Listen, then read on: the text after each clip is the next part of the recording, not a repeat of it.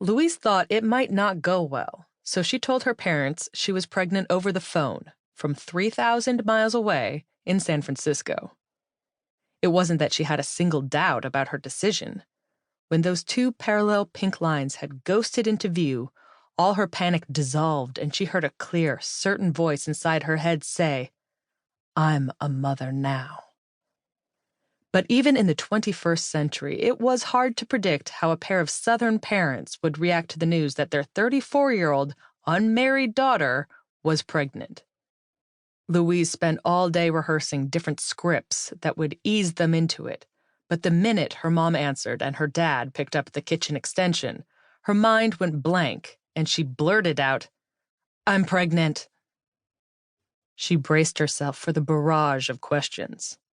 "Are you sure? Does Ian know? Are you going to keep it? Have you thought about moving back to Charleston? Are you certain this is the best thing? Do you have any idea how hard this will be alone? How are you going to manage?" In the long silence, she prepared her answers. "Yes, not yet, of course. God, no. No, but I'm doing it anyway. Yes, I'll manage." Over the phone, she heard someone inhale through what sounded like a mouthful of water and realized her mom was crying. "Oh, Louise," her mother said in a thick voice, and Louise prepared herself for the worst. "I'm so happy. You're going to be the mother I wasn't." Her dad only had one question, her exact street address. "I don't want any confusion with the cab driver when we land." "Dad," Louise said, "you don't have to come right now." "Of course we do," he said. "You're our Louise."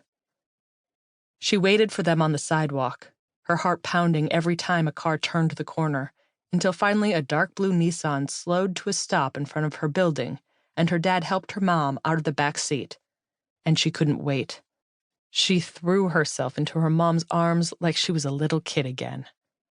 They took her crib shopping and stroller shopping, and told Louise she was crazy to even consider a cloth diaper service, and discussed feeding techniques and vaccinations and a million decisions Louise would have to make, and bought snot suckers and diapers and onesies and receiving blankets and changing pads and wipes and rash cream and burp cloths and rattles and nightlights, and Louise would have thought they'd bought way too much if her mother hadn't said, "You've hardly bought anything at all." She couldn't even blame them for having a hard time with the whole Ian issue.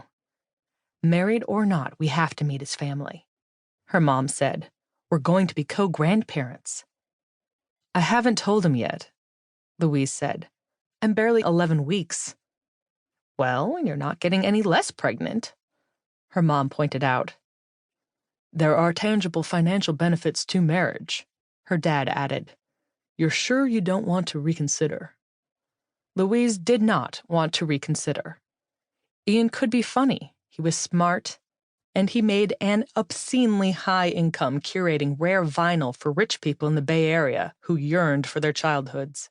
He'd put together a complete collection of original pressing Beatles LPs for the fourth largest shareholder at Facebook, and found the bootleg of a Grateful Dead concert where a Twitter board member had proposed to his first wife. Louise couldn't believe how much they paid him for this.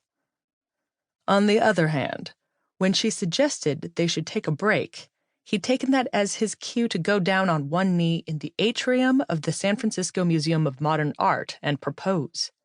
He'd been so upset when she said no that she'd finally had pity sex with him, which was how she came to be in her current condition.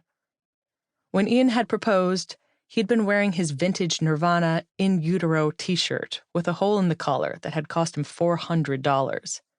He spent thousands every year on sneakers, which he insisted on calling kicks. He checked his phone when she talked about our day, made fun of her when she mixed up the Rolling Stones and The Who, and said, "Are you sure?" whenever she ordered dessert.